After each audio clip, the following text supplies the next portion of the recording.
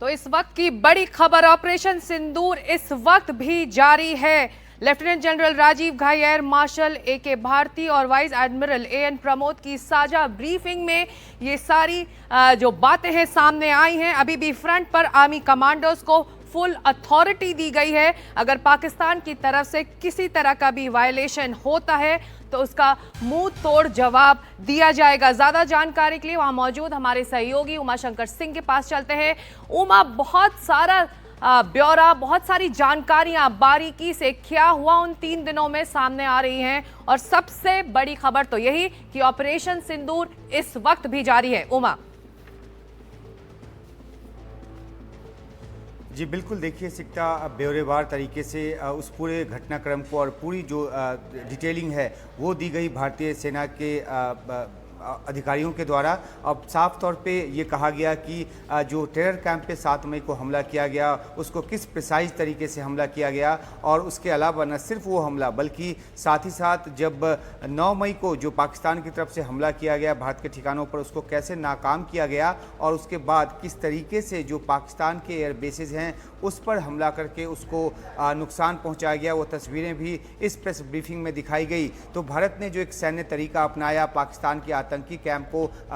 नष्ट करने का, और उसके बाद भारत ने ये एक ऑप्शन दिया था पाकिस्तान को 7 मई को ही डीजीएमओ के जरिए कि वो बातचीत करना चाहें तो कर सकते हैं, क्योंकि इस बात की इत्तला जो है वो पाकिस्तान को डीजीएमओ के जरिए दी गई थी कि भारत ने इस अभियान को अंजाम दिया है और निशाने पर सिर्फ और सिर्फ आतंकी ठिकाने हैं, न कि सैन्य या नागरिक ठिकाने। इस बात को भी इस प्रेस कॉन्फ्रेंस में कई बार साफ किया गया कि जो पहला 7 मई का जो हमला था वो उसका मकसद किसी भी तौर पर पाकिस्तान के सैन्य या नागरिक ठिकानों को निशाना बनाना नहीं था। हाँ, ये अलग बात है कि जब इसके एवज में पाकिस्तान की तरफ से हमले शुरू हुए 7 मई की रात से 7 मई, 8 मई और 9 मई की रात को, तो जवाबी कार्रवाई के तौर पर भारत ने जो है वो पाकिस्तान के सैन्य ठिकानों को निशाना बनाया और उन सैन्य ठिकानों पर काफ़ी जो तबाही है वो मचाई। तो ये जो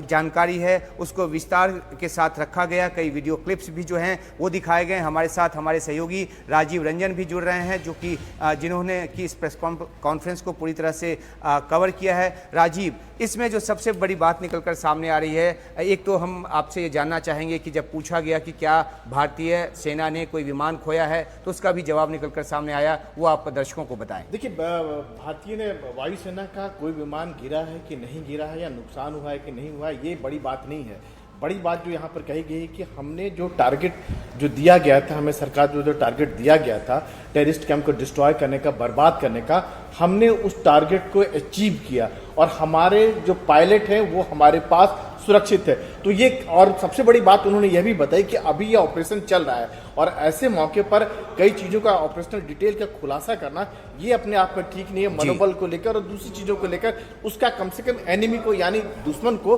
फायदा ना पहुंचे। तो बहुत नपे तुले अंदाज में जो ऑपरेशन चल रहा है अपनी बात रखी। उन्होंने कहा कि हमारे सारे पायलट सुरक्षित है, हमारे पास है, और सबसे बड़ी बात है कि जब कॉम्बैट ड्रिल में आप होते हैं, जब लड़ाई के मैदान में होते हैं, बिल्कुल वार लाइक सिचुएशन होते, तो क्या खोया क्या पाया ये मैंने जी बिल्कुल, और इसलिए ये सवाल अहम है राजीव, ये इसलिए सवाल अहम है क्योंकि बहुत तरह की शंकाएं, बहुत तरह के भ्रम और बहुत तरह की जो भ्रांतियां हैं वो फैलाई जा रही हैं। और जब सेना के अधिकारी आज सामने थे तो उनसे सीधा सवाल पूछा गया और उन्होंने जो जवाब दिया और राजीव ने बताया, और ये जवाब दर्शकों तक पहुंचना इसलिए लाजमी है क्योंकि तमाम शंकाओं, तमाम भ्रम पर जो है वो एक लगाम लगे।